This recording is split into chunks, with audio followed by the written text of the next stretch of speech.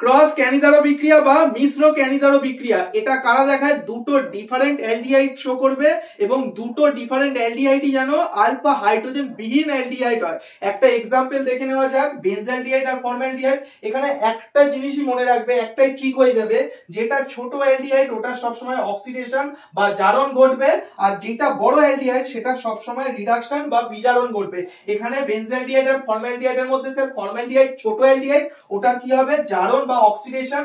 জারণ আর অক্সিডেশন হওয়ার ফলে ওইটা সল্ট ফর্মে চলে যাবে। যেহেতু এখানে 50% রিনোইড নিয়েছি তাহলে সোডিয়াম সল্ট তৈরি হবে। আর বেনজালডিহাইড যেহেতু বড় অ্যালডিহাইড ওটা বিজারণ করে তোমার অ্যালকোহল তৈরি করে নেবে। আর একটা एग्जांपल দেখো, এই মলিকিউলটা আর এই মলিকিউলটা, ফর্মালডিহাইড হচ্ছে ছোট অ্যালডিহাইড, মানে এটা তোমার সল্ট ফর্মে চলে যাবে। আর এখানে পটাশিয়ামের সল্ট হবে কারণ 50% পিওএইচ নিয়েছি। আর এটা যেহেতু বড় অ্যালডিহাইড এটা অ্যালকোহলে চলে গেল। এরকম ধরনের ভিডিওর জন্য নাথ কেমিস্ট্রি ক্লাসের ইউটিউব চ্যানেলটাকে সাবস্ক্রাইব করতে ভুলবে না। বাই।